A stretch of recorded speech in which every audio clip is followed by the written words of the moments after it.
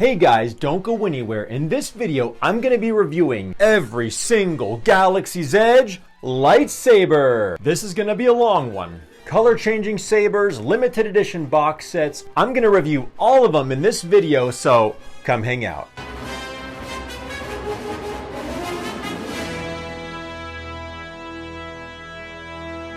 Boom! Hey guys, welcome to Finding the Force. Thank you for clicking on my video and checking out my lightsaber review of epic proportions, reviewing every single Galaxy's Edge legacy lightsaber. Let's just try to jump right into this video. We have tons of sabers to cover. I went ahead and put all of the light-sided sabers in the front of the video and the dark ones in the back. Number 2, if you haven't already, click the subscribe button. I would really appreciate it. And if you're enjoying this video, give it a like. It tells YouTube I make good content. Thanks a lot, guys. Number 3, both of these guys are personal shoppers that I vouch for. I can get you anything at the Disneyland or California Adventure theme parks, but I vouch for both of these guys. They've helped me acquire a lot of these sabers, and I give them a huge thanks.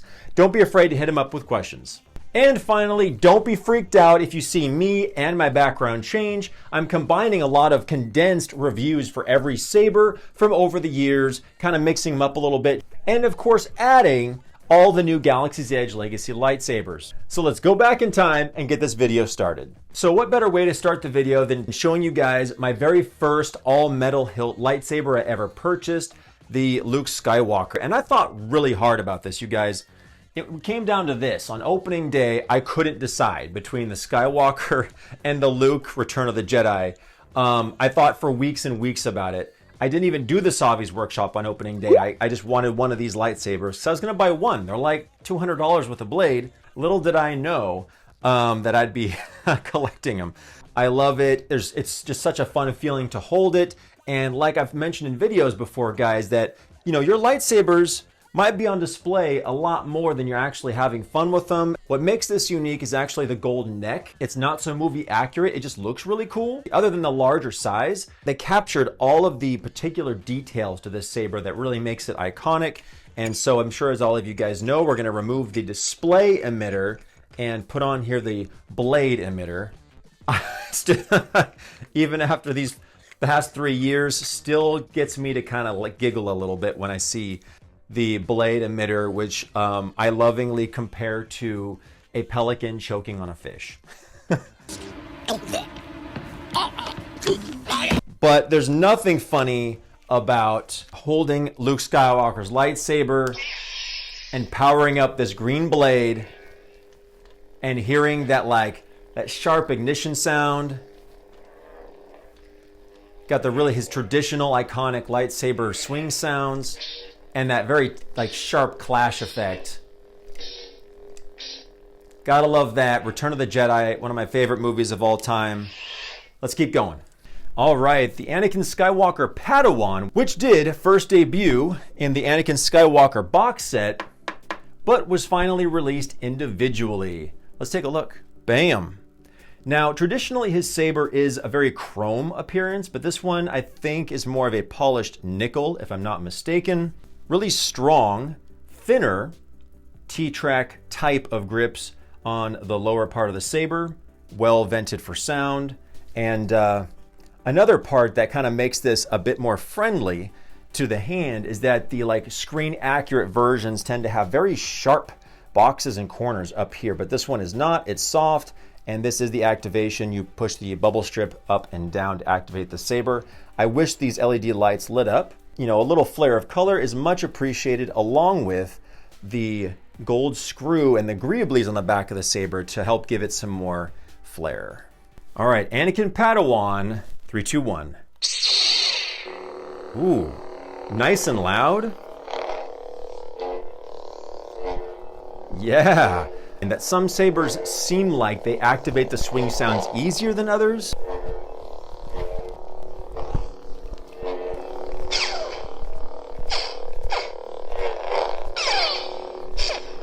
Unique, sharp, but kind of slightly muffled clash effects. And to wield it, easily two-handed. Now you could have a higher grip. It's still good for one. And I really appreciate the finish on the metal. Ooh, a little hiss.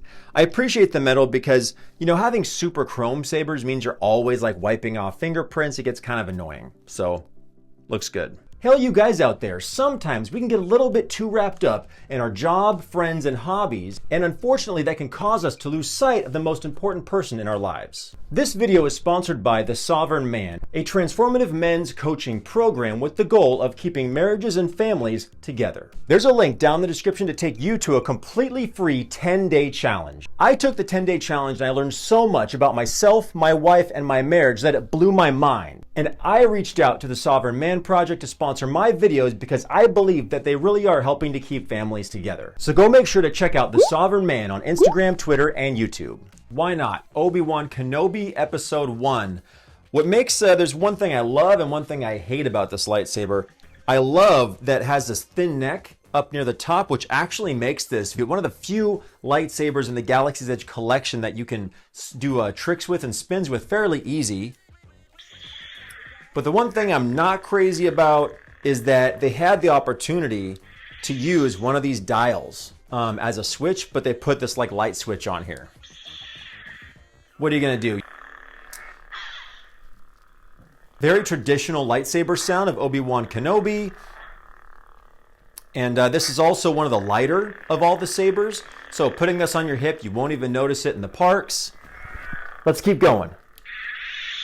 Next, we have like the only wooden legacy lightsaber from Gungi, who was a Jedi Padawan in the Clone Wars, and one of my favorite episodes of all time was him and the other Jedi Padawans that went into the ice caves of Ilum to find their kyber crystals. I have to say, I think they did a fantastic job with a very natural wood grain appearance of the wood, which I hope you can see clearly right here. Down here at the pommel, very clean, good sound ventilation. CoverTech belt clip, but the wood has a neat feeling to it. Something between wood and maybe like a vinyl or plastic, but it feels really cool and it looks awesome. I also appreciate that all the metal, look at the detail on that. It has like weathering and an aged look to it. It's not like a shiny silver, and it looks like they really paid attention to detail with all the specific lines of Gungi's extremely unique lightsaber that he built with the help of Huyang, probably one of the coolest droids in the Star Wars universe. This little button right here is the power button. Let's turn it on. Bam. Gungi. Unique activation sound. Volume a little bit lower on this one. And there are a couple of like jokingly calling lazy or slow swing sounds. But this is definitely more quiet compared to the last few sabers I was just checking out. But makes up for it with some action-packed clash effects. Let's go! The iconic Skywalker lightsaber in the Empire Strikes Back configuration, or this might even be the, the Force Awakens configuration because Disney was so big on promoting the sequels and stuff. There's nothing like holding a Graflex, you guys. And the term Graflex, another short video, refers to the Graflex camera that was, the flash gun was used to make this in the first Star Wars ever, Episode 4, A New Hope. Yes, got the Luke Skywalker sound. And one thing I'll tell you guys right now I love about all the Galaxy's Edge sabers is that somehow from all these sabers they've managed to give each one a unique and different sound and swing and clash effects. You know, a lot of people ask, which saber should I get? Big question, get it all the time. The answer is, go with your gut, guys. You know, the first saber that pops into your head is the one you have to get. Next, a fan favorite, Jedi Master Mace Windu. And I didn't realize how incredibly thick this saber is compared to the more replica version. I finally got my hands on one, but once I've held the replica, I all of a sudden realized how incredibly thick this saber is. It's all chromed out. The grips feel super sturdy. I love the texture on the backing. I also did a video showing off a custom NeoPixel blade that works with all of your Galaxy's Edge sabers from Jmu, and I just did a recent updated video on that. Check that out down in the description as well. Oh, I love that unique sound. It turns, you know, this color purple can even look a little pinkish if your batteries are low. But on the earlier Mace Windu Sabers, a lot of people unanimously said it was like more of a lighter, a deeper pink color than a purple. But with the Jmu blade, it gives you a really solid, rich purple color. I put that in that review video. But it's just really, this is just such a cool saber to hold. It's not generic. It's very unique. One flaw, be careful guys, activation switch is this metal piece that slides up, and they used to rattle and can get stuck and break or pop off. So kind of a downside. That's why I love the Art Sabers version. There's like a little discrete button right here, and it doesn't use any of these accent pieces as switches. Next, we have another non-canon character from the Star Wars universe. Back in Legends, Mara Jade was actually married to Luke Skywalker in the Ancient Thrawn trilogy books, which I'm still due to read. Let's take a look. Overall, does have a mostly very shiny metal appearance to it with just a very small hint of color. Look at all these very fine panels with all these screws. Super unique design. Very cool accent piece, which you think is supposed to be a belt clip, but it's not. I don't believe it was designed that way. It's like a bronze colored accent piece down here at the bottom. I forgot to take the sticker down here off on the pommel. Got these sections up here with a switch for activation along the main grip. And I do love, we got red and blue lights. I don't believe her saber turns anything other than purple, which you'll see in a minute. But we do have a little hint of color here and some very cool greeblies up near the top to make this saber design stand out from the rest. Not to mention, we've got T-track grips, not down below, but actually up near the emitter. So very unique style choice design there. They're actually tapered down and they kind of come up and stop flat near the emitter. And that's Mara Jade's saber. Let's get it. 3, 2, 1.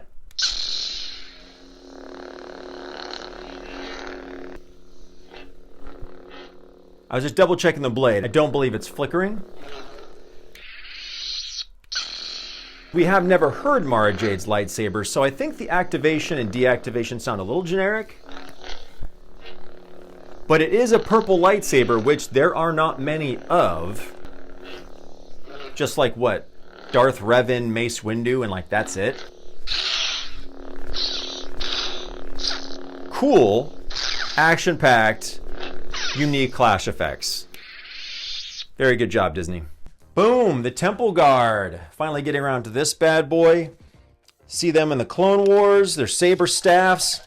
And this was released in a box set. We actually auctioned it off for charity. I really wish the side windows would light up, but with all the Galaxy's Edge lightsabers, there's no added lights. Super unique, metallic, like aluminum sound. That whipping ignition is so unique. You'll recognize that from a mile away.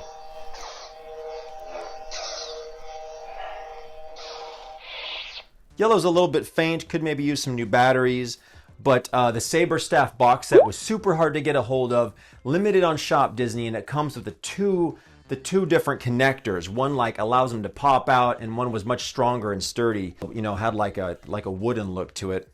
Very cool elven type emitter appearance. That's a Temple Guard. All right, next. I hope I don't miss one. That would be tragic. The Ben Solo Legacy Lightsaber. When I saw this, I just loved the design immediately.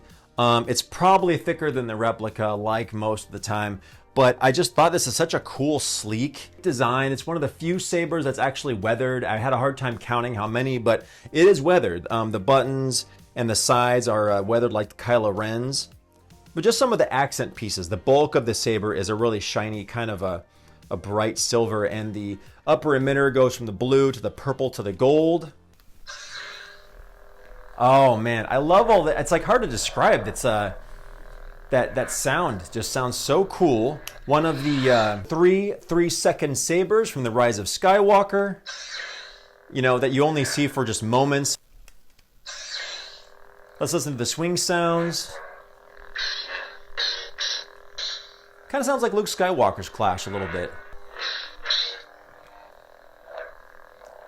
Soon to be retired, according to Disney. Whatever that means. All right, now this is a bit of a controversial saber for a couple of reasons. First, if you guys recall, they actually released this in a box set and it was paired with the reforged Skywalker. It kind of gave people the idea that this was going to be a limited saber. So all these boxes all got bought up, and then a couple weeks later, you were able to purchase it by itself in its crate. Another thing that's driving people crazy, a year or so after it's come out, these little pearl inlays start to peel themselves off the saber. So it's kind of a defect.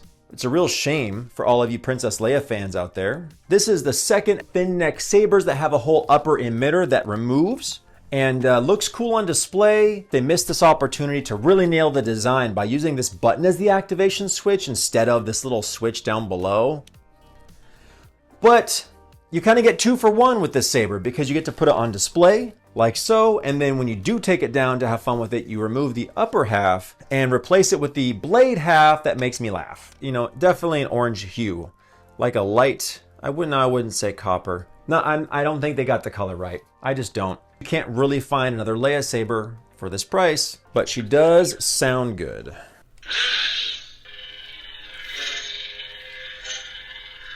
One of the three 3-second sabers from The Rise of Skywalker, and a really exciting scene to see Princess Leia training with Luke and even besting him in that scene when they're running out in the jungle somewhere. Really metallic sound to it. Got some different swing sounds. Clash sounds are a little bit low volume. The Kanan Jarrus. What makes this saber wildly unique is that you can actually detach the upper and lower half, and it comes with 2 different belt clip grips, just like Kanan wears on his belt. So you can wear them in pieces, although it is kind of easy for them to pop out of the different grips, so do so at your own risk. Good sound ventilation on the pommel, which is also tattooed with a bunch of trademark stuff. Chunky pommel. And we do have a rubber texture all along the grip and also the backside with these striations. There we go. That's a good view there. And of the black grip, which can be marked fairly easily, so buyers beware. But definitely great for grip.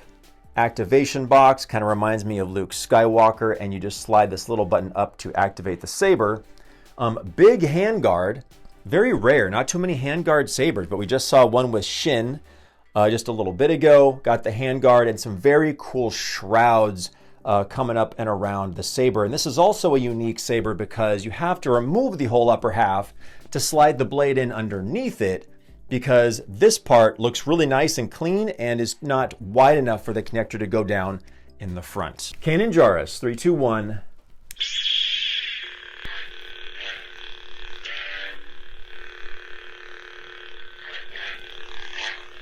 Fast swing sounds. High energy hum.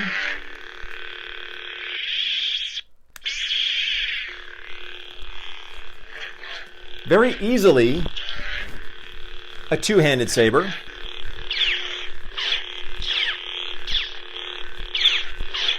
And short, high energy clash effects. Very cool. So next we'll check out Reforged is what they're calling this one. We did a comparison with this and the Skywalker Saber. Everything is identical except for just the details here. The sounds, the ignition, everything else was the exact same. All the accents and like the detail on the upper half, all identical. Sounds the same color and everything. The leather cuff in the center with this metal piece that's kind of bolted down and the carbon scoring here. I really love the extra detail, and it makes it almost more interesting, like visually to the eye. And the belt clip is also built in, and it feels pretty durable. If you wanted to break it, you would, but don't need a special clip or anything, just slides right on the belt there. So this is one of the only sabers where the replica is really not that much thinner at all to the Galaxy's Edge saber. They're about the same thickness, and like I said, I do love this carbon scoring, the way that it looks. It's not gonna rub off, it's not paint. I don't even know how they put that on there, but it looks really cool. Although Something that does kind of drive me nuts a little bit is that both of my Skywalker sabers, I want to put some super glue underneath the ears. You hear that? The other graph-like sabers of like the higher tiers, the more replica grades, they actually, these ears connect to this cuff and kind of pinch the saber down so they don't wiggle like that at all. But like I said, it's the price points.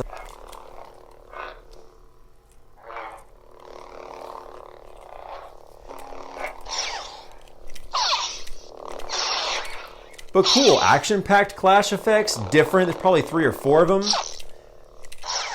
All right, next we have the dark saber modeled from the Mandalorian show, and I think they nailed this design. This is definitely one of the thinnest sabers that they sell. Feels fantastic, looks slick, although it does fail in a couple areas, but I mean, just even on display, this is gonna look fantastic. Comes in a big box set, which comes with its own stand and a belt clip. Now, the belt clip does rub people the wrong way. It kind of sticks out this bright silver, which stands out definitely from the black, but easy fix. It comes right off with an Allen wrench. You could paint it and it'll blend right in. Give you a way to kind of personalize it, make it your own. There's this little cap that pops right off, and the blade inserts. It is way, way easier than the black series. And I'm gonna be doing an epic Darksaber review video because there's definitely difference in the blade. This Galaxy's Edge blade, different LED lights, but it's strong. And look at this. Push the button, ka-chunk, you're done. That's how you want to put your blade in. You just want to be done with it. Hasbro, you have to like get out an Allen wrench, take the screw out, remove the whole upper half, put the blade in, slide the upper half over it. Who wants to do that? You're not going to have fun with your sabers if you got to do that kind of a project, you know? Kylo Ren flickers, the Darksaber flickers. Although it's making action-packed swinging sounds when I'm not, not moving it. Stop it! Stop! Okay. How embarrassing. There we go. The sound's coming out the... Are you doing that on purpose? The sound comes out the bottom of the... Cramping my style here. The sound is coming out the bottom of the hilt where it should come out of. I've had about enough of you. I'm putting you down. The ray with the cool plastic teeth. Oh, I guess they're cool. The plastic teeth that open and shut. And this is one of the few rare sabers that is very weathered and has a cool sandy coating and powdered. Mostly just the pommel and the emitter have this sandy look to it. I think they did actually a really good job with the wrap. The wrap looks rugged. Even if the layers don't look natural, it still looks roughed up. But what kills the saber are 2 things. One, we can't see the windows like in the movie. Come on, light up something else. It'd really help out. And also they put this light switch on the side of the saber. Wah, wah. But the teeth, you don't have to do all this unscrewing business like you do with the other sabers. The teeth just pop up, even though one of mine is a little limp. Make sure you take your sabers out, test them out, check the teeth, make sure they're all working right before you leave Doc Ondar's, you know?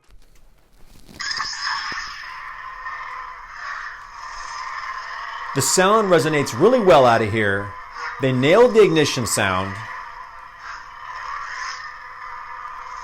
Unlike the Darksaber, it's not getting triggered when you hold it still. Oh, and this is, I think, the first time Disney sneaked in one of their clash effects. Like they had like a 2 or 3 flashes in a row. There we go. It's kind of a lightning clash, almost like a lockup effect. And so next is the Galactic Star Cruiser super exclusive lightsaber. Their training lightsaber that you can only buy on the Star Cruiser. I think it's still a pretty hot item on eBay. And it's a training lightsaber. Another opportunity missed. The red button is not the activation button. It's this little light switch. What are you going to do? No, it's just a little metal button and it pops right off. So you're definitely going to want to super glue that, or that sucker's going to pop off and might even get lost in your shag carpet or something. Hopefully your dog doesn't eat it. That would be some couple of days. I've heard a lot of people say they're not really too crazy about the sound of this saber, but keep in mind it's a training lightsaber. It's not really designed to any particular Jedi or Sith. It is just for learning how to wield a saber aboard a luxury starliner. So it... Does the sound of this lightsaber remind you of when Jim Carrey did the most annoying sound in the world? Maybe, maybe not. The clash sounds are quite glorious if you take the moment to hear them. You can hear some sparks almost flying off. Very low volume though, compared to the of the like hum of the saber. But this and the next item I'm going to review are part of the Legacy Collection and only can be purchased on the Star Cruiser. Which brings me to the next item, which is the Legacy Shield. It changes all 6 colors of the lightsabers from Galaxy's Edge and Savi's workshop. But it changes all the colors. And it makes the cool sound effects that they make, that the shields make, the lightsaber training pod on the Galactic Star Cruiser. I did not see this souvenir coming. It's a really neat idea, and this would be perfect for Nerf Wars. Pow, pow, pow. Make a game around it. Who has the magic shield? And even white. And back to blue. Bam! So why not take a minute to admire the Ahsoka Tano Clone Wars Legacy lightsabers. Comes with 2, probably close to what, $195 is, I'm guessing, the price. We've got the larger saber and the smaller Shoto saber. I think it'd be cool to definitely put the different size blades in here. The only downside is that the Shoto is not the lime green color. They're the same greens, but they kick Hasbro's butt because Hasbro only made the 1. And you have to buy 2 of these, and compared to Disney making the Shoto. So again, for the price, you can't beat it. Some Snips sabers. They nailed all of the major accents, even if they are as thick as a Twinkie. Bigger one has the larger switch to activate it. Little one has little switch. Yeah. Get some Ahsoka moves up in here. Awesome sound effects. Let's listen to those ignition sounds again, shall we? Yeah, you feel like Ahsoka running around with these in the neighborhood. Let me tell you. Each one has a secret button. It doesn't do anything when you press it, but when you hold it down, flashes white, turns into blue, all new sounds. And each saber, it's so cool, makes the sound of 2 sabers. So moving them together and you just sound like crazy lightsaber swinging action.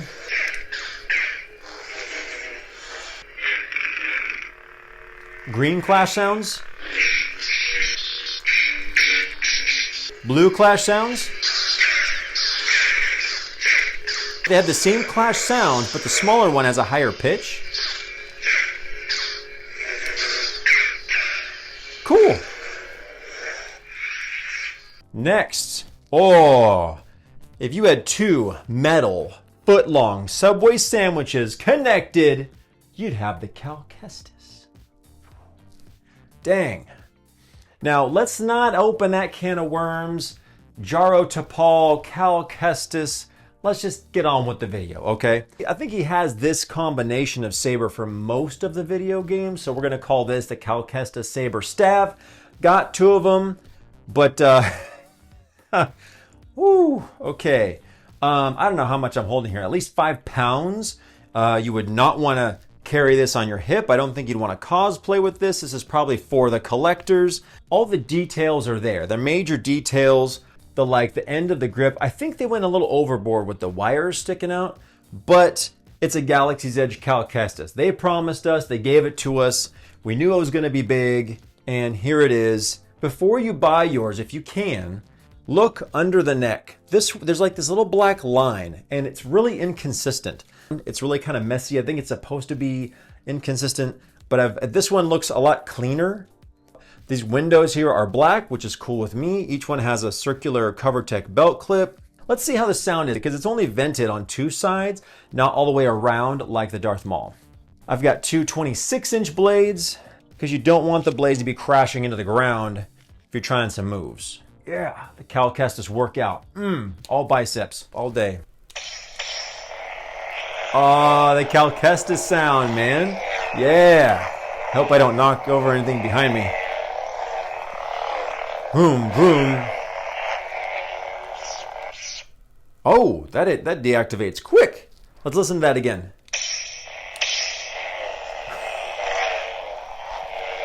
Yeah. But hey, you've got a Galaxy's Edge Cal Kestis. You got 3 different blade types. Has those really cool punchy clash effects, like it's deflecting blaster bolts. Right out of the game, you guys. Boom. Moving on. All right, one of the newer sabers, the Luminara Unduli. Gonna be honest, not one of my favorites. But it's different. You got some gold accents. I love the CoverTech belt clip, and I love that you can just turn the little dial, activates the saber. The next saber I'll review is the Plo Koon, which I like better, much more interesting of a design. But she's one of the few green lightsabers that's a part of the Legacy Collection.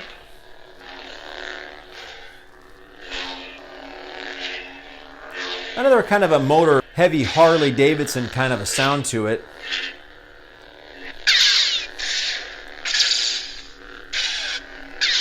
And actually I think the clash sounds have a metallic sound as well. Flashing yellow.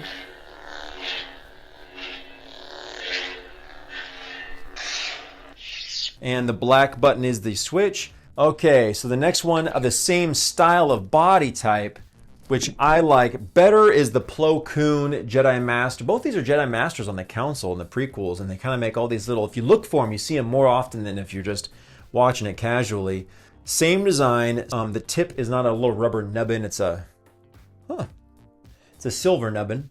But I do like the black stripes on the grip and the blue up in the emitter. Kind of unique. You don't see blue on lightsabers very often. And I believe Plo Koon saber is blue. Let's check out the sounds. Oh yeah. Let me hear that again. Ignition activation sound. I almost heard 2 sounds put together. That was kind of cool.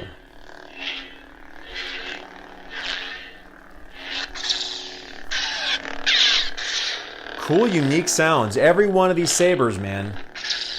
Cal Kestis sounded like the game. Comment down below, is Disney respecting the fandom and adding sabers from the less popular characters, or are they just repurposing the same design, trying to make a little extra green? Cha-ching. I can do this, guys. I can do it. Endurance lightsaber reviewing. I'm starting to lose my voice. Collector's box set of the Ahsoka Tano Rebels white lightsabers. Let's take these puppies out, huh? So I believe that this style is a little bit different from the original Ahsoka Tano Rebels lightsabers that they released. They like changed the colors of the diamonds or the etchings on the sides or the emitters. I'll try to find both the pictures here for you, but these are them, guys. They're just much bigger, I think, than the props she used in The Mandalorian or like their scale size for the Rebels show. But I think as far as the details go in the hilts, they nailed the details with the larger hilt having the gold up near the emitter, the smaller hilt having this gold accent piece near the pommel. I like that. It kind of adds, it makes them interesting, showing them together like that, especially with the slightly bent shape, kind of a katana design. Let's put blades in these bad boys, huh? You know, as far as cosplay go, for all of you Ahsoka fans out there, you can't beat the price. These are definitely sabers that have some heft to them. You're not going to want to really walk around with these. If you do, they're going to pull down on your belt quite a bit. Yeah. Got the smaller blade for the Shoto saber. Got that electric sound to the hum.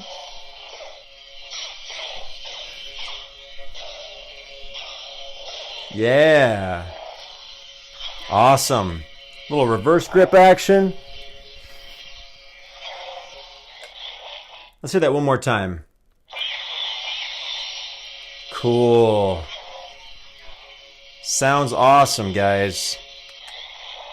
Probably top 3 favorites. But this is the Obi-Wan Kenobi television series Legacy Lightsaber. This thing looks slick. It looks fantastic. They have this like, you know, two-toned to the whole upper half of the emitter. The whole saber looks weathered. And there's only a few of them, like we covered in this video, that are really weathered. And the grip has been kind of roughed up, the upper and lower parts. The metal is still chrome because this is between episode 3 and episode 4, right? At 4, it's all beat up and dirty. 3, it's looking clean. This is in between, and they gave a really cool smoky look to the neck, and the emitter cup looks great.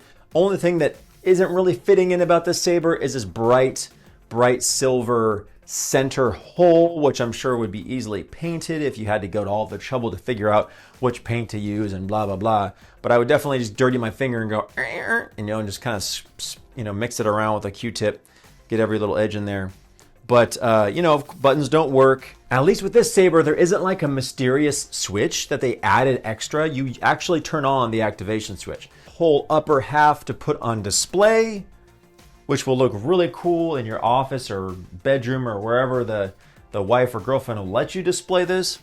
If you want to turn on your saber, you take off the cool upper half and you put on the pelican choking on a fish.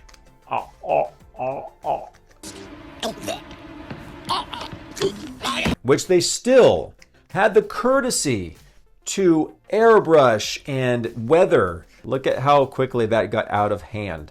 But hey, like I said in the review video for this, when you do turn it on and you're outside, you're just enjoying it. You're having fun with it. You're not like staring at the super extra double XL wide neck that it has transformed into magic. All right. Yes. You've got Obi-Wan's lightsaber only being sold in the box set, and who knows what Disney's gonna do. They just come out with stuff wherever. Now, Obi-Wan's, sound effects are more traditional. We can expect that, but it sounds great, and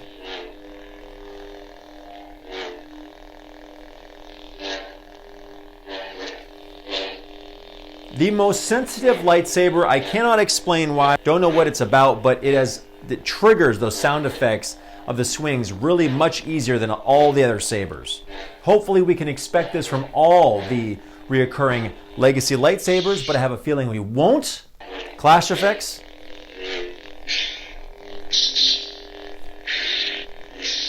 I love the original trilogy clashes, sharp whip sounds. And kind of like the other Obi-Wan episode 1 from the beginning of the video, again, like right up above the grip, like just how you would hold it with your hand, it's a bit thinner. So it does lend itself to some possibilities of some spinning. Not as easy as episode 1. I think I give that the award for the best tricking spinning saber. Obi-Wan Kenobi box set containing his 3 lightsabers from episode 1, the TV series, and episode 4. And as we open the crate, we hear that sweet magical tone when the name Obi-Wan is mentioned by Luke Skywalker. It's the second, I think, only ever bubble strip lightsaber that has been a part of the Legacy collection, but this saber just looks so awesome. It is weathered to the max like no other Legacy saber has been. And you gotta take a close look at this, guys. Look at this Obi-Wan Episode 4 Sir Alec Guinness lightsaber. Man, no detail was overlooked. This thing definitely looks aged and weathered. Love the bubble strip and every detail. The Graflex flash gun lines for the clamp are there. The weathering looks great for the upper grip and the middle section here. But just the weathering looks so good. I mean, the ring is not. It's very smooth, but it looks dinged up and even matches these brush strokes in the lower emitter here match the replica to a T. So I know the size might be a little bit off, but the coloring looks fantastic, you guys. I started with Luke, then Leia, And now we have the Obi-Wan Kenobi series and episode 4, but the whole upper half comes out. And below we have the blade emitter for episode 4 hilts. Let's check out the sounds, huh? Yeah, love that hum. A little bit of a squeak to it. Could fix that up in a second. This is nice and loud though too. Super loud. Let's check out the clash effects. A little bit of controversy. Some of you felt like the clash effects from the Kenobi series may have been swapped with episode 4 because the Kenobi series sound more vintage, like the basic clash. I love the original trilogy clashes, sharp whip sounds. And these sound a little more action-packed, maybe from the Kenobi series, but, you know, what's done is done, right? But just sounds great, super fun. As of the recording of this video, they have not started selling this by itself yet, but is going to stand out in your collection if you can get your hands on it. Probably one of my favorites. All right, guys, so the next lightsaber I have for you is the Obi-Wan Kenobi Episode 3. This is the newest Obi-Wan saber they released, but not in chronological order. So this cleaned up version first appeared in like a lava Battle of Heroes box set. It was then made available to buy individually just a month later or so. So for all of you Episode 3 fans, this is the saber you are looking for. Bam, this is before Episode 4 and the Kenobi series with all the weathering. Looks shiny, clean, gold focusing emitter, and the copper upper neck there. The weathering between the Episode 3 and the Kenobi series and Episode 4 is so drastic, it really comes down to your personal preference.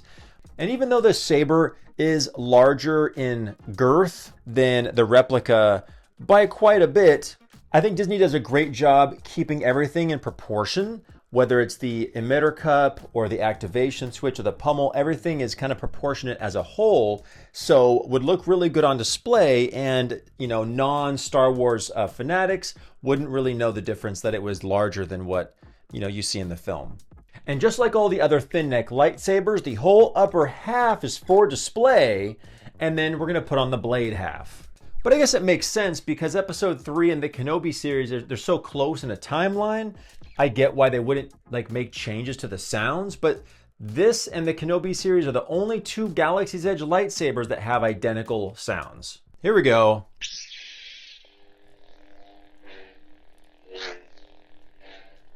Awesome. Again, if I haven't mentioned it before, if you hear a little bit of a squeaking with the connector, throw a small strip of packing tape, nice strong packing tape, and that should really make it a little bit tighter and reduce that squeak by a little bit. Really sharp snapping sounds that sound a little bit more true to Episode 4 lightsaber duel with Darth Vader. And deactivation. Bam! Oh man, the Anakin Skywalker Episode 3 Battle of Heroes box set. This lightsaber was a real treat. I was looking forward to checking this out. The control clamp, we got the gold activation switch and this little accent clip here. But as you can tell, this is really like a polished nickel type of finish. I think I would prefer this because Anakin's true prop from the film is really a fingerprint magnet, and you're going to enjoy this a lot more, not having to worry about wiping off your fingerprints. But we have this really nice rose gold colored button over on this side and the larger version over here. And I don't know, I think one of them should be red, one of them's more of a gold, but either way, I like this color.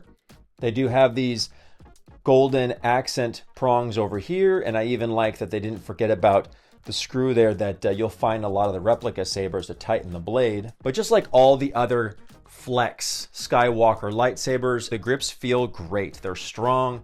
Doesn't feel like they're gonna peel off or anything like that. This screw cap here matches identical to the Skywalker Reforged lightsaber. And on the clamp here, this really does a great job adding grip to when you're holding it, and it's not sharp. It's not gonna cut up your hands. It's pretty soft. And from memory, I believe that this Anakin saber does have a unique sound. Let's check it out. I want to hear that activation again. Let me hear that. Oh yeah, I would like that. That is a solid hum. Great activation.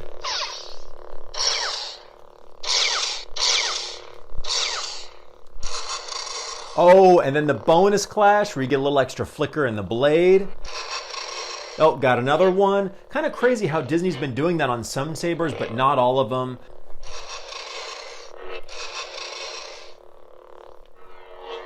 But it feels great, and again, I don't have to worry at all about fingerprints.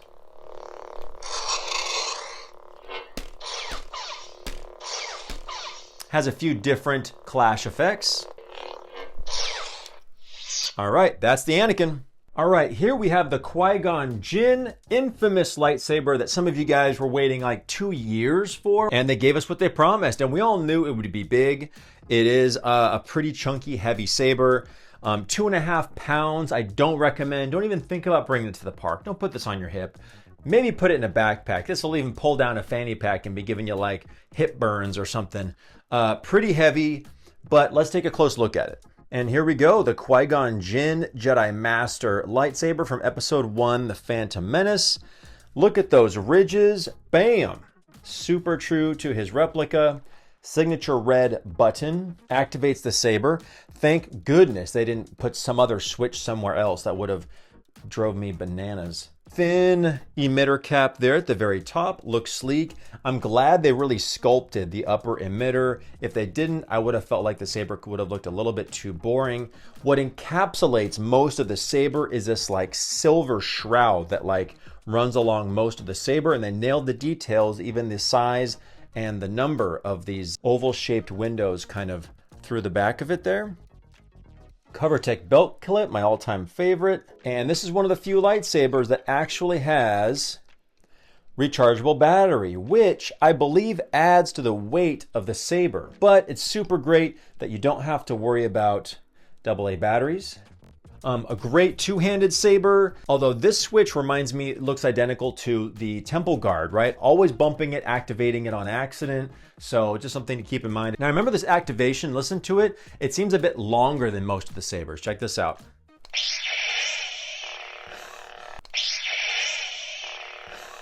It's like really prolonged, but it still sounds cool. I like it.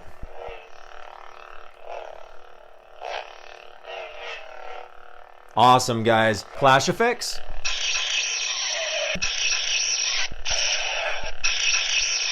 So there's only 2 clash effects, and one's like kind of a double and a single.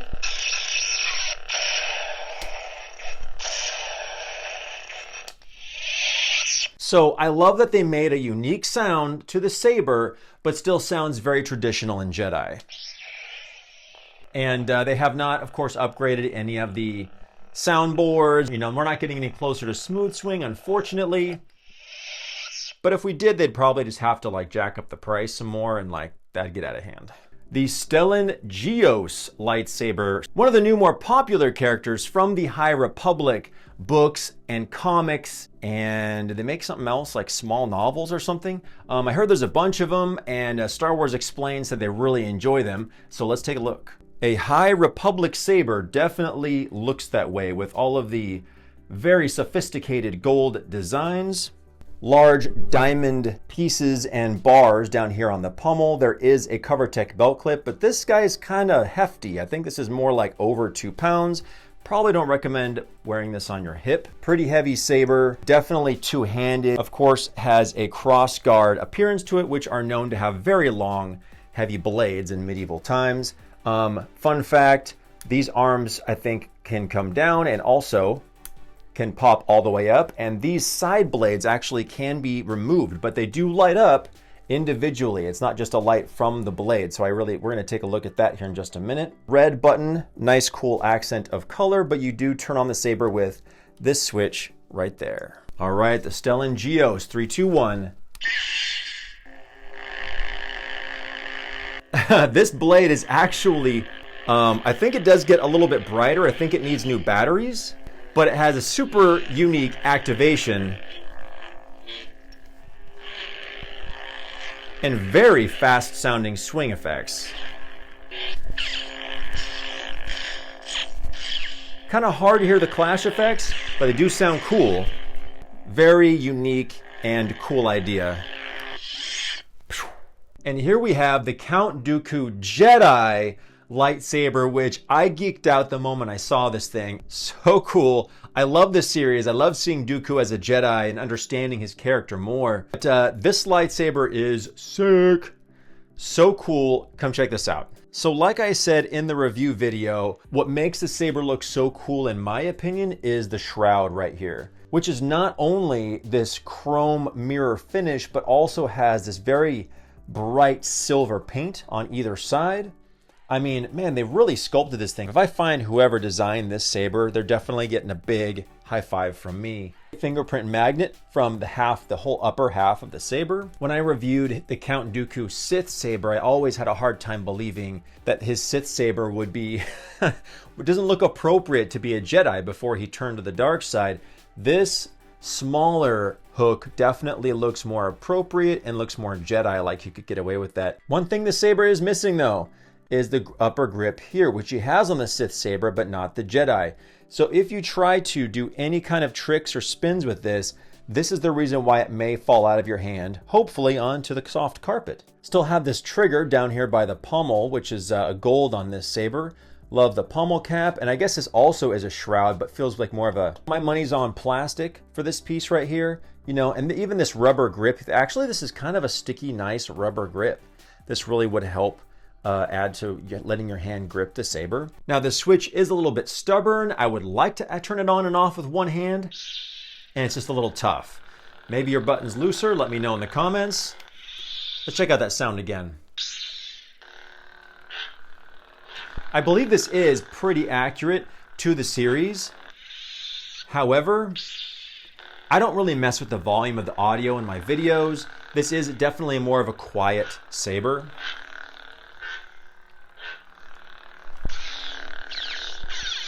Pretty hard to hear unless you're in a quiet room. If you're around other people talking and stuff, you're gonna have a hard time hearing this. It's got a cool, mean kind of a hum to it. Definitely demands attention.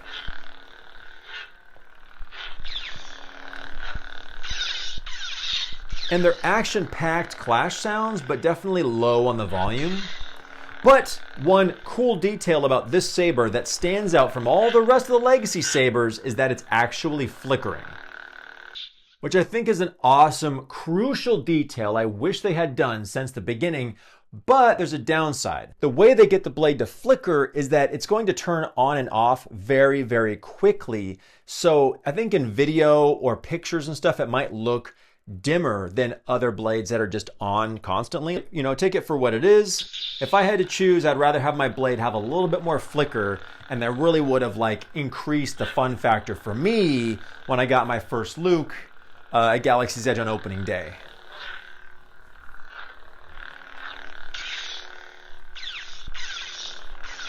A kind of a grungy hum to the saber. Next, we have the Ki-Adi-Mundi, who was first released in a limited edition box set, which comes with a comic book, and they decided to release this individually. Let's look at it up close. Bam! There we go. Very good sound ventilation from the pommel, and a simple saber, but they do still happen to match the Obi-Dad Kenobi's rule of 3. We have some red in the activation box here, which you do use to activate the saber, and just a hint of gold. And gosh, I wish this little, what looks like an accent light actually lights up. It does on the Korbanth version. You can see back there, did a full review on that. They did a beautiful job of it, and this actually is an accent light that has its own LED light. Looks really, really cool in the dark. Upper grip feels great, and rather than making it boring, I really like the different layering, and especially the rings and the flares working its way up to the emitter, which actually has a slightly different, you can see the metal is a bit shinier up on the emitter compared to more of the like aluminum look of the rest of the saber. Ki-Adi-Mundi.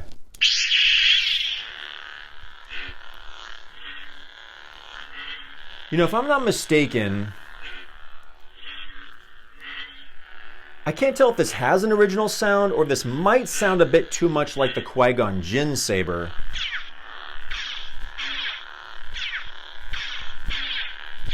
Cool, sharp, a little bit quiet, clash effects, but I haven't replaced the batteries on this since I bought it, so sometimes with these retail sabers, putting fresh double or AAA batteries might help jack up the volume a couple notches. But if you listen carefully, it sounds like the hum sound might be doing a little bit of that. Who's next? So next, one of the newest sabers that they released in Galaxy's Edge is the Ezra Bridger. Let's check it out. Bam! All you guys are geeking out over this who are Star Wars Rebels fans. And I know that I definitely have become one after giving it a chance. Even though the thinner lightsaber blades kind of caught me off guard, the show totally has won me over with the band of unique misfit characters like Ezra Bridger, our very own Star Wars Aladdin.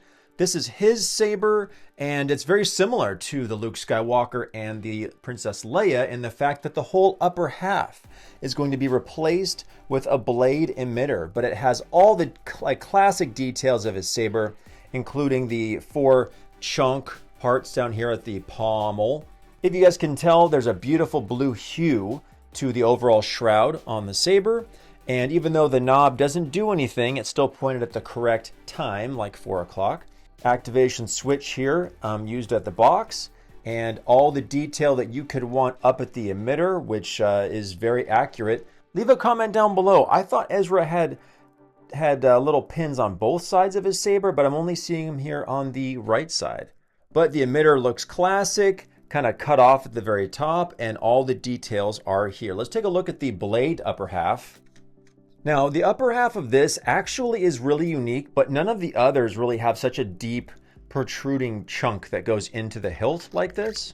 And I'm thinking of like the Leia and the Obi-Wans and the Lukes. And that is the new look here. But like, hey, I've joked before, when you're geeking out with this in the dark, it doesn't really matter about the neck. If it's all in your imagination, when you're having fun with it and the wife or girlfriend is in bed asleep, nobody knows that you're in your robe jumping around the family room with your Ezra Bridger lightsaber, and no one cares how thick the neck is, you know? All right, let's check it out. 3, 2, 1. I'll keep it closer to the mic for the audio. Here you go.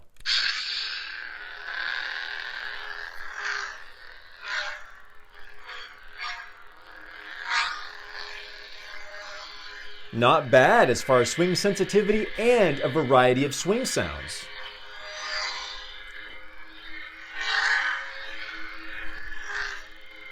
And also, the green lightsaber blade is, it's a fan favorite. Come on, I mean, it makes you think of Yoda, Qui-Gon Jinn, Luke Skywalker, total greats. Not as common of a lightsaber blade color, so Ezra's got it going on. Accurate sounds, just of course, like I've mentioned about all the legacy lightsabers, they're all different, and they continue to impress. And the clash sounds.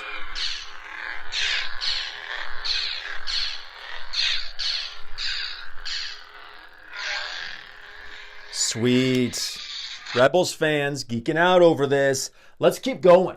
Next, we've got the limited edition Cal Kestis Seer Junda staff. And the Seer Junda is one of only 2 sabers they have not released individually. So this was limited edition and came with this really fancy, nice, large white box and a certificate that was numbered. There's some indefinite number, 5,000 or something like that. And what's so notable about this piece, other than the overall weight of it, is that this is the first Galaxy's Edge saber that could change all the colors with the buttons without having to change crystals and stuff like the Savi's workshop.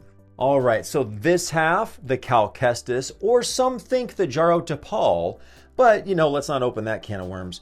Classic same design of the Cal Kestis for most of the saber, but down here completely wrapped. And I want to note that when you have all the pieces screwed in, you can see by looking at the striations in the leather, if I get close enough here, that they match perfectly so that the leather isn't mismatched. That would be a big downer. So this is the activation, and if you want to change the color, there's a button on the other side, and you hold it down just like you would to change the colors of the Ahsoka Tano sabers.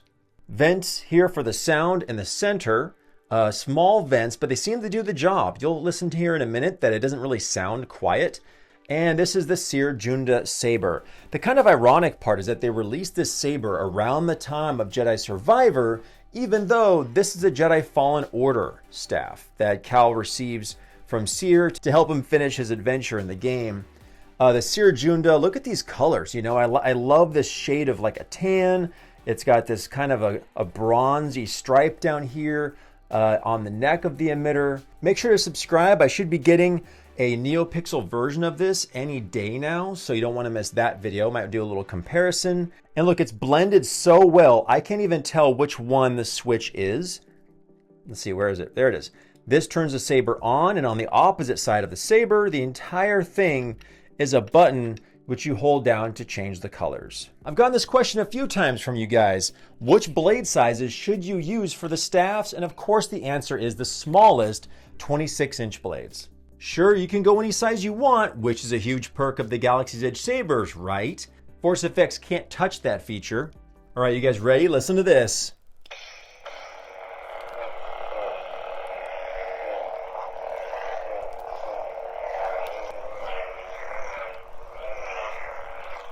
I'm so glad I didn't bust my camera or my TV just now. This totally sounds like Jedi Fallen Order. Check this out.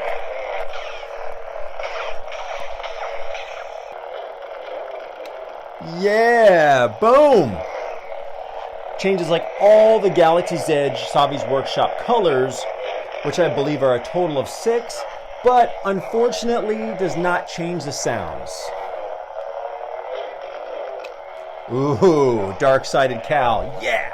So if you're a Galaxy's Edge fan, you might have to go hunting on eBay for this. I don't believe they're selling anymore, but makes a pretty epic addition to your collection. It's Galaxy's Edge Cal Kestis lightsaber with the Jedi Survivor repaired pommel. This is available, I think, in a box set on Shop Disney or in the parks, but this can change all 6 colors like the staff, but the repaired pommel is what makes it the Jedi Survivor saber. Same classic design. I don't think there's any changes except, you know, I think they did make one nice clear change to this over the Jedi Fallen Order, and that is there is no hand-painted janky stripe that was all goofed up. They were just doing that by hand, whipping them out. So they got rid of that. I like that. The gold here under the shrouds looks great. They added a little bit of gold on the wires. Can you see that? That's some nice detail there. Definitely going to be one of the heavier sabers. I know there's a belt clip. Don't get any ideas. I don't recommend putting this on your belt. This is still at least a couple of pounds, and you don't want to give yourself hip problems halfway through your Disney vacation. But of course, the biggest addition to this is the repaired Survivor pommel. Check out down in the comments. I played the entire game live while giving out lightsabers. Had a great time. What a blast. My community is so awesome. So lucky to have you guys. Feel free to check those out in the comments. But this Survivor pommel is the newest addition. We've got a bunch of little squares on either side. And this finally feels more balanced than the Jedi Fallen Order from Galaxy's Edge. Something about the pommel is just a bit heavier. The whole lower half, probably a little bit more dense with metal, does have a second belt clip down below here, but I don't recommend it. This is, I wouldn't say it's flimsy, but it doesn't tell me, hey, hang 3 pounds from it, it'll be fine. But let's put a blade in it and see how it sounds. So the sounds are identical to the staff, so really listen for if you can hear the volume and the clarity through the vented portions of the grip.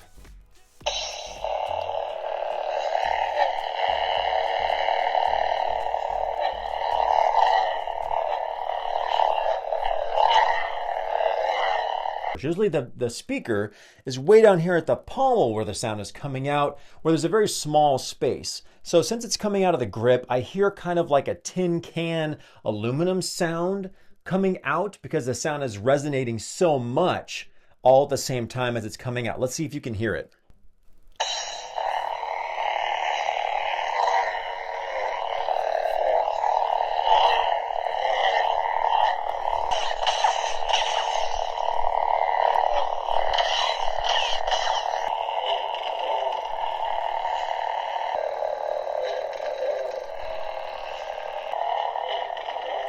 Bam! There we go.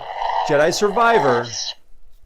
There it is. So I've never been a part of a leak before. That an employee leaked that this little beauty, the Yoda Galaxy's Edge lightsaber, was coming out. But even at the moment when I reviewed it, it didn't occur to me what a huge deal it was at the time. I was so excited about the saber itself, I didn't think about the brand new blade technology that they implemented with this little guy. So here we have Yoda's lightsaber, which, hey, to all you new Star Wars fans, you might recognize more from the Book of Boba Fett, but Yoda totally unleashes on Palpatine in Revenge of the Sith. And it was so super exciting to see that. This is his little saber, and they minimized all the electronics. I never thought Disney was going to make something so more accurate like this. Everyone was kind of afraid it was going to come out looking like a Subway footlong. But they did a great job with the shroud up at the top, even the little knob detail here on the back. I know it's not supposed to have a little hole here, but beggars can't be choosers, right? Got both of his buttons, the activation switch, his grips look great. And this is how you actually use the rechargeable battery. Bam! Right there, USB-C. I bet a lot of you guys are excited about that. The grip, it stays. I was afraid it might be a little bit loose. If you were having fun with it, you might slide it down a little bit on accident there. But the best part is that even though this has a rechargeable battery, it's super light. It's ridiculously light. Unlike my Qui-Gon used to sit here on the shelf for a long time. The Qui-Gon and the Palpatine have rechargeable batteries, but they're pretty heavy. So I thought there was a correlation between recharge and weight, but not with this guy. This thing is like not even a pound. I mean, woo. This can go in your pocket saber. You ever heard of one? Well, you have now. And this is what the connector looks like to the new twist-in Galaxy's Edge blade technology. Unfortunately, the Yoda blade does not fit in the Ahsoka sabers that I'm going to review next, and vice versa, because it's a particular size.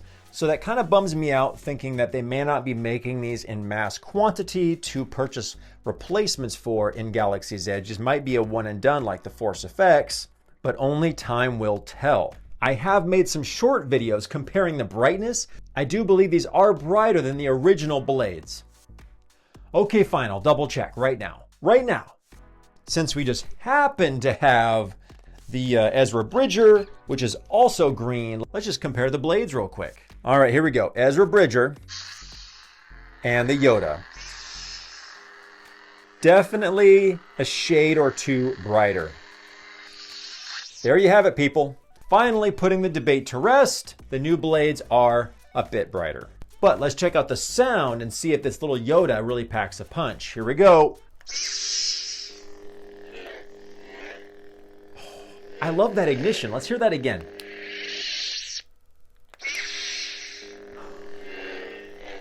And a really unique hum. I keep listening for the sound activation. Not a smooth swing, but hey, it's the price. These are the least expensive character metal hilt lightsabers. So you make a couple of sacrifices, you know what I mean? Clash effects. Just like Yoda, they're little, but they pack a punch. Man. Best thing about this saber is you can be a Star Wars fan, geek out on vacation, because you know this blade is fitting in your luggage. So easiest to travel with award. And being a pocket saber means no worrying. And being a pocket saber means no belt clips. I was wanting to hold one for years, so I totally geeked out. I still do, wielding his weapon. Next, the newer, thinner, sleeker Ahsoka Tano sabers. Let's check them out. There you have it. They come in a box set, no stand, but they both come with the new twist-in blade technology and a smaller blade for the smaller Shoto saber. Definitely thinner when you look at them from the side, although the front profile, they do look a little bit wider. But overall, I think we can all agree this is an improvement over the 2.5-pound Subway sandwich style design they had before. The color of gold under the emitter of the larger saber is on point. Another change that's really subtle is I believe on the older sabers, they were angled the same direction. But these two, the buttons are curved away from each other for activation. Fun fact, diamonds look clean. The grip on the larger saber feels good. It's a rubber, not a plastic, has some grip to it. And I think you guys are gonna like the volume that these sabers put out. Let's do it. Now, the only competition for the quality and price of these products is Force FX. They did announce that they are putting out their Ahsoka saber like next year sometime, but they're only putting out one. So for a lot of you Star Wars fans, this makes it kind of a no-brainer if you're only looking to spend. I think these are like $350 right now, maybe on sale for the holidays, who knows? All right, let's check these out. 3, 2, 1.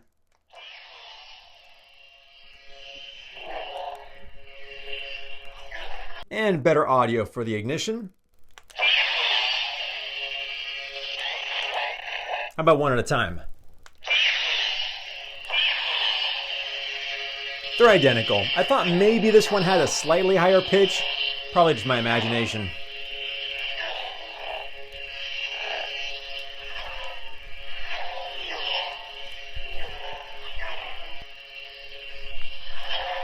Yeah.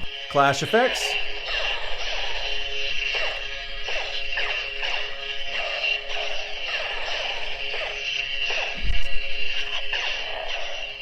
Bam.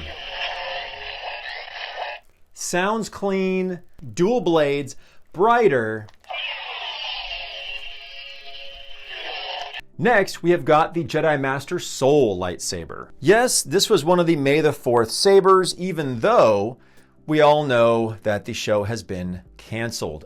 Very interesting part about this saber is the weathering, but there was also a couple of gripes I had about it, but the D-ring is not one of them. Strong D-ring, very cool weathering. I'm gonna try and get the glare off. There we go. In between the black sections down here on the pommel. I love the greebly bit right here next to the CoverTech belt clip. Gotta love those. And overall, there's like kind of a superficial painting of weathering along the saber. Looks really cool, except I did remove a rectangular label you can see right there, and unfortunately it left a really hard line. It removed the weathering from the saber. I could see it on the sticker when I took it off.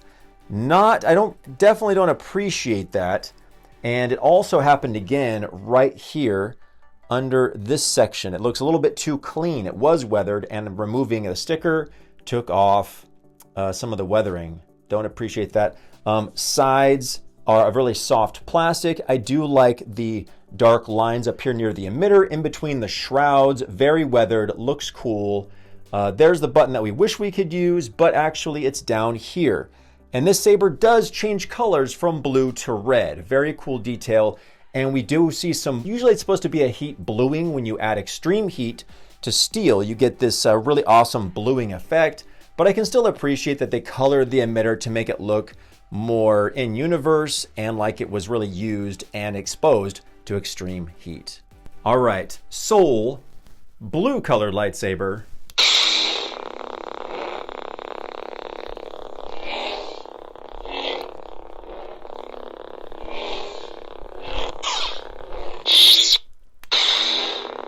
Cool, punchy activation sound.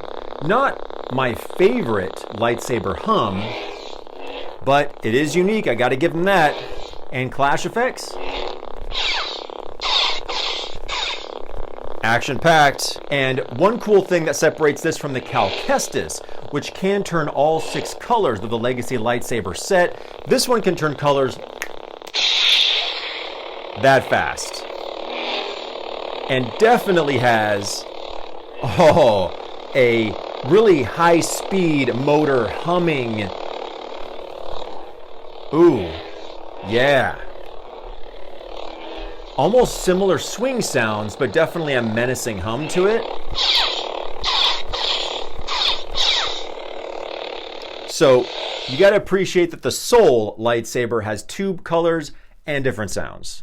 Let's check out the Balin Skull, one of the newest Legacy lightsabers that was just released around May the 4th in a box set with the Shin Hati. Very textured, weathered pommel, very nice. Be careful, guys, the stickers right there can take off the finish of your saber. Not cool. Nice, solid black grip, greeblies. That is the power button for the saber right there. Small, like master level handguard up here near the top. Unfortunately, this red button that looks like a button isn't the activation switch. It's down here like I mentioned, but that's because the blade has so much depth to it, which often can be a really good thing. Favorite part about this saber is especially up near the emitter here, lots of very cool weathering, kind of an air spray to weather the saber, and they did hand weather some lines up near the emitter.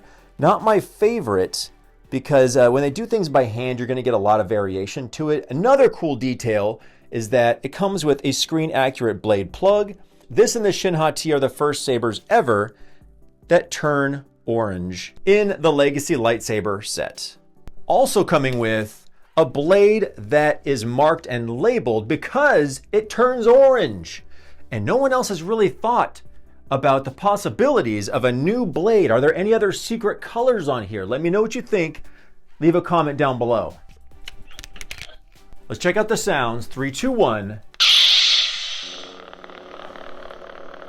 Even though I know Balin's not a Sith, has like a Sith activation. And a very cool, menacing, deep hum, like motor hum to it.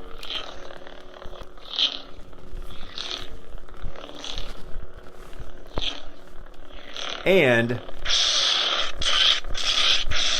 action-packed clash effects.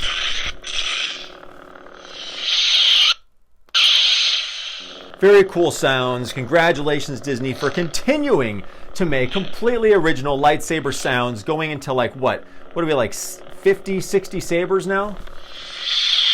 And to go with the Balin, we have the Shin Hati Legacy lightsaber. Oh yeah, there we go. Pommel does look air sprayed and weathered. There is a little bit of a tattooing of the different lettering, you know, Lucasfilm, Disney, that kind of stuff. Not crazy about that. Good sound ventilation though. Unfortunately, these buttons up here couldn't be a switch. They kind of hid the switch down in one of these little side crevices. Grip feels good, very smooth, a lot of detail in these sabers. Leave a comment down below if you have ever seen this. I actually saw this bent and broke on somebody's saber. Kind of looks like a weak point, but I believe that's how it's supposed to look or how it was designed from Disney. But I saw one that was completely concaved in. Poor guy, I hope he got that replaced. Handguard, and one thing I forgot to mention, I love the different colors up near the emitter, the black and the gray, and you can see they did do a little bit of hand painting of weathering on the spikes coming off of the emitter. And of course, can't forget to show you the beautiful screen accurate blade plug, which is a huge deal for Disney since all the other sabers up until now have just had the same plastic kind of bucket shaped black plastic blade plugs. So I hope to see more of those, but we never know what Disney's going to do. For example, I really had predicted that when we saw the thinner Ahsokas and the Yoda Galaxy's Edge sabers, that we'd be seeing more of a trend of the thinner blades that you can actually twist in, and that doesn't seem to be the case because I've got a lot of sabers here to review that are all the standard blade sizes. Let's turn this on. 3, 2, 1.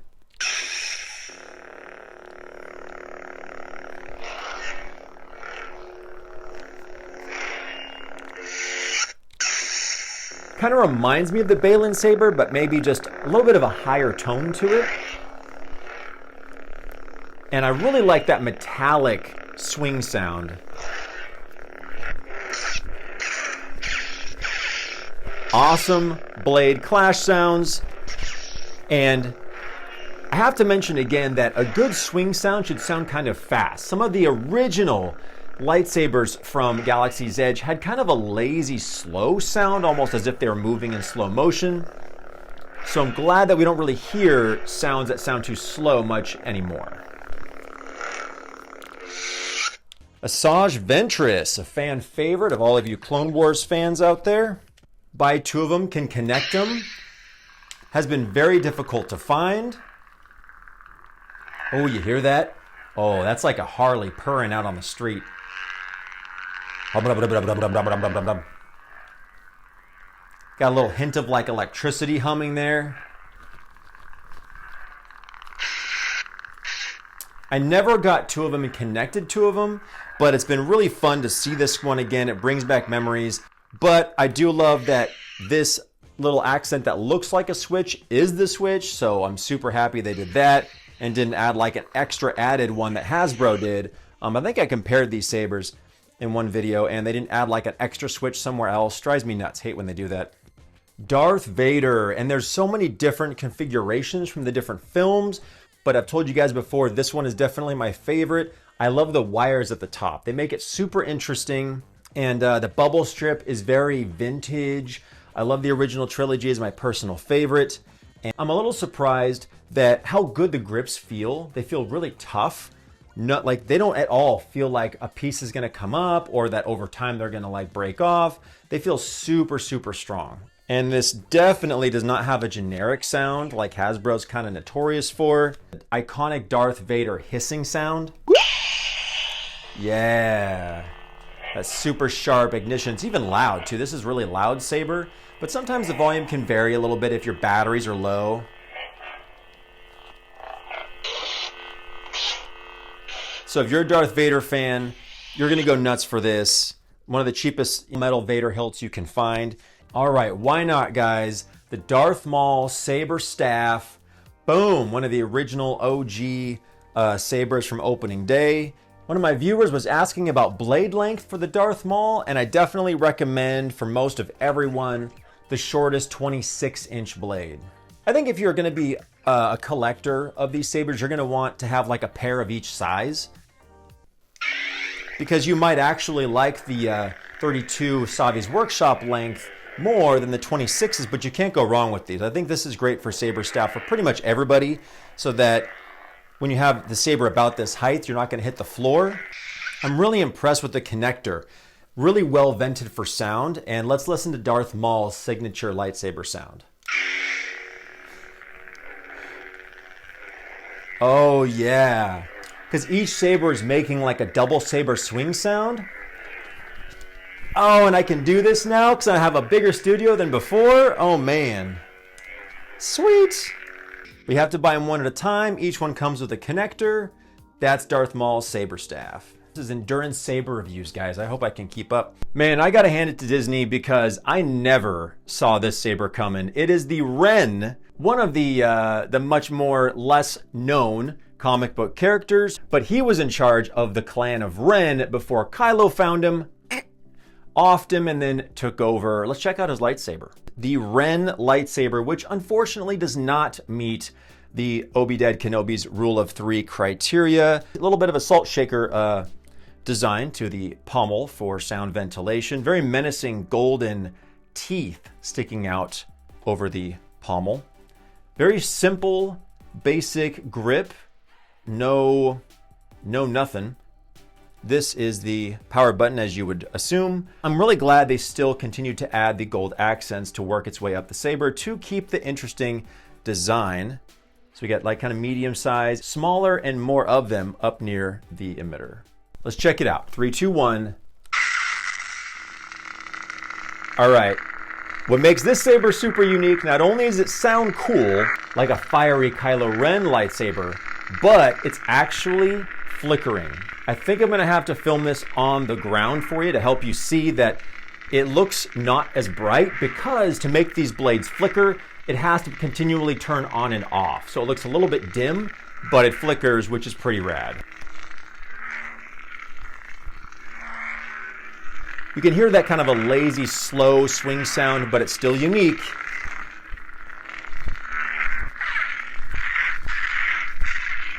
And kind of some muffled, distorted clash effects, but I don't believe I've heard these on any other saber, so they still check the box with original sounds. The Darth Tyrannus, also known as Count Dooku saber, super deluxe chromed out. Oh man, I love the fact that the bottom, it should be designed so that the button lines up perfectly, streamlined with the design of the saber. The Hasbro one was off a little bit, drove me nuts. Yes, it's activated by a little switch underneath, but it's pretty discreet. I don't think you'd really notice it. I think that's really the only way they could have added a switch, because this whole pummel piece comes off for the battery pack inside.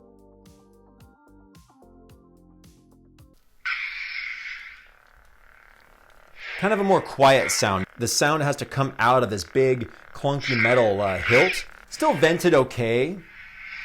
Could be the batteries, but just maybe the activation's a little bit on the quieter side, but super unique swing sounds.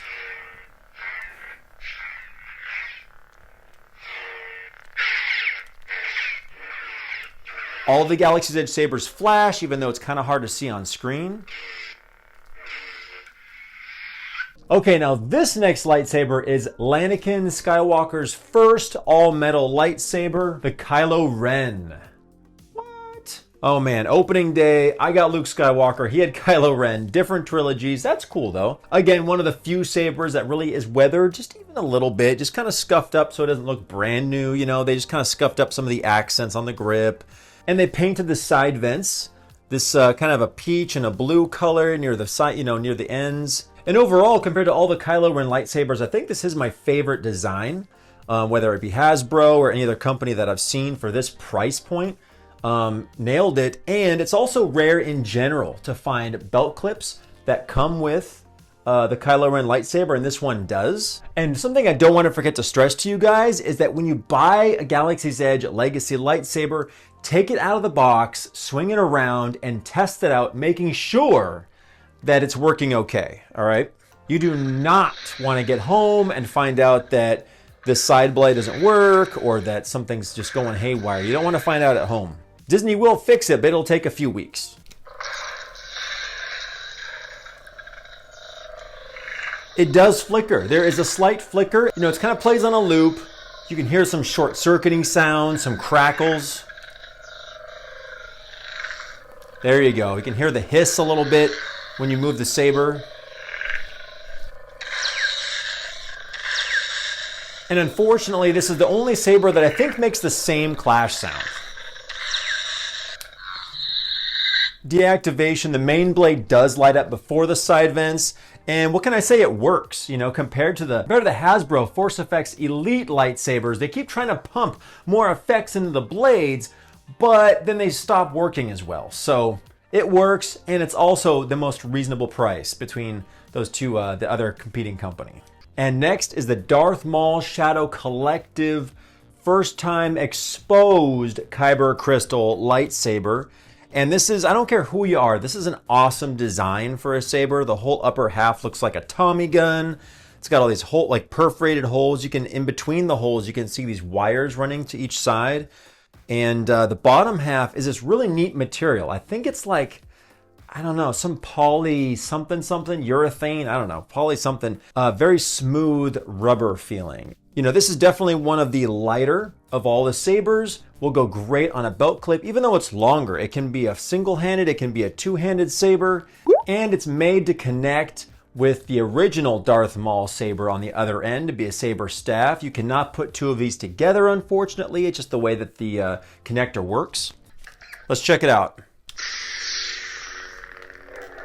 Yeah, it's got the double saber sound to it. And I got this like crazy long blade. It's like, I feel like a samurai.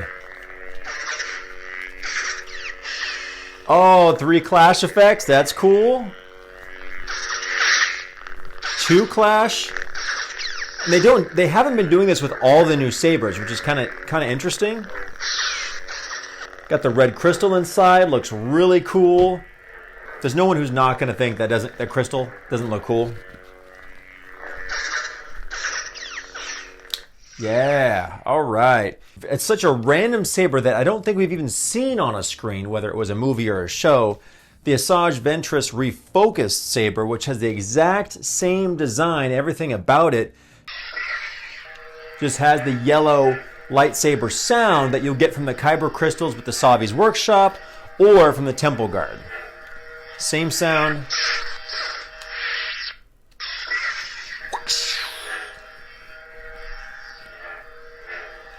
just yellow for all of you Jedi out there who wanted the cool exposed crystal look, but maybe didn't want the red Sith saber.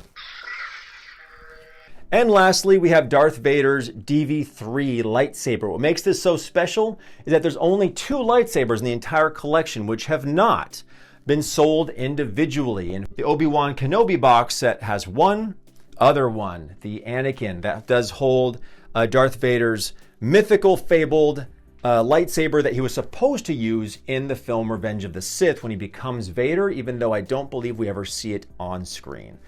Let's take a look. I think this has become my favorite Darth Vader lightsaber design out of the many of them. Strong, tall T-track grips. Very cool, like kind of layered, ring-layered pommel at the bottom of the saber. CoverTech belt clip. Activation switch here in the box. Also cool design. I mean, like, I really appreciate that they added that. On a lot of the Graflex saber, there's a clamp, so they kind of put something clamp-ish. Nice silver accent piece. I appreciate that. 2 bronze little gears up at the top. And it looks like the whole emitter is backwards compared to what we're used to seeing. Makes it unique. On the NeoPixel versions of this, these holes will actually light up red along with the saber, so it looks really cool. Large silver accent piece near the emitter. That's Darth Vader's DV3. All right, let's check it out. 3, 2, 1. Yeah, that is definitely a Darth Vader activation sound. And that is definitely a Darth Vader hum. You know, I wonder if they use the same sounds from like the first wave they released of Legacy lightsabers, that Darth Vader, I think it's like episode 5 or something. It sounds like, yep, they definitely use the same sound, which is okay, because the style looks so cool.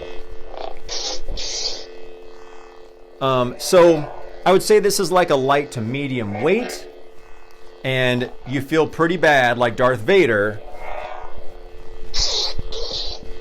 wielding this thing. Boom. The Darth Sidious Evil Palpatine Legacy lightsaber, the most chromed out thing I've seen. Really surprised me. This actually won me over. I like it. The emitter, the neck, and the pommel are all the same color gold. I kind of like that. Got the buttons on either side, red and green. But this only takes a few turns, and off comes the CoverTech belt clip and exposes the rechargeable battery. The other newest saber that Galaxy's Edge released was the Obi-Wan Kenobi, which does not have the rechargeable battery. I don't know what's going on. Disney doesn't make sense. Let's hear how it sounds. But so easy to get to. No Allen wrench required, you guys. Boom. And again, well, there's a little switch on the back. Doesn't drive me that crazy though. I mean, it's a small price to pay for having a Darth Sidious lightsaber for $150, you know? What, give or take 10 bucks, right? This definitely had the Palpatine sound to it. Yeah. I know the Force Effects Palpatine has like a cool lightning effect and it all turns blue and there's some bouncing little lines on it and stuff. Just all we got is Clash here. That's all we got.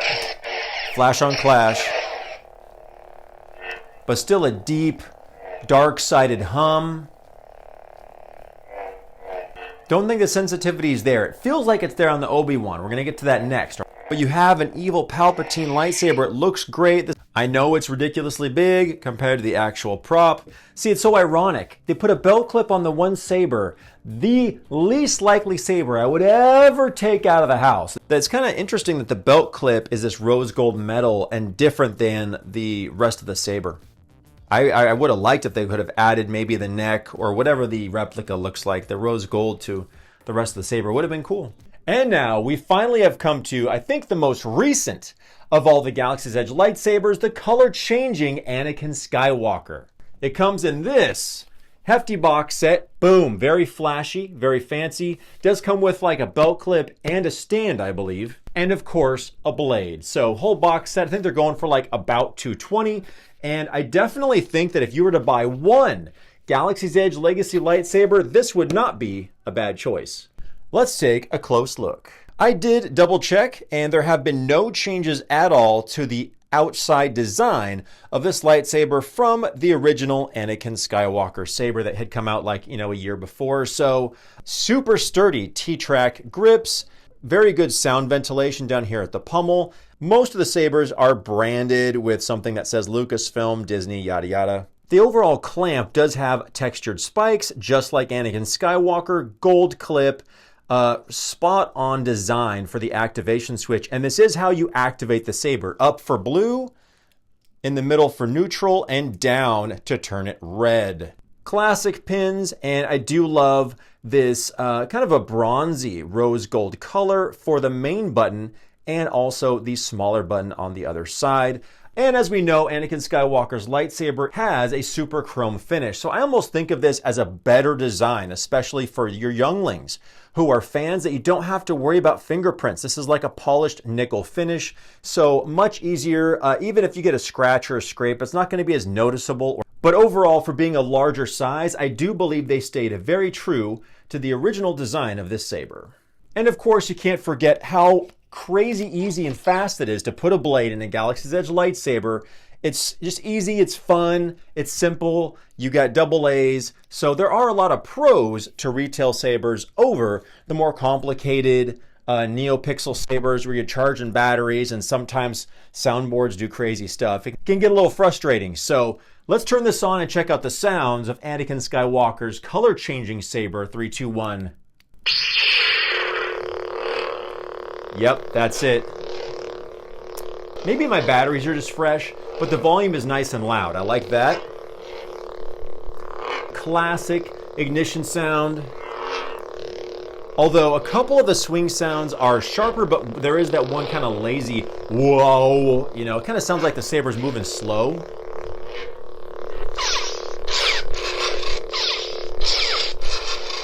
Longer clash sound, that's a cool way to mix it up. And all you have to do is take this yellow switch and shift it down, and you change colors like that. There's only a couple of sabers that do that, like the Soul. And so I believe this is the same sound effects as the original Darth Vader that was released on opening day from Galaxy's Edge. Definitely, so that's so cool that this Anakin Skywalker can make two colors and different sounds, which are more accurate to Darth Vader's. Sounds great.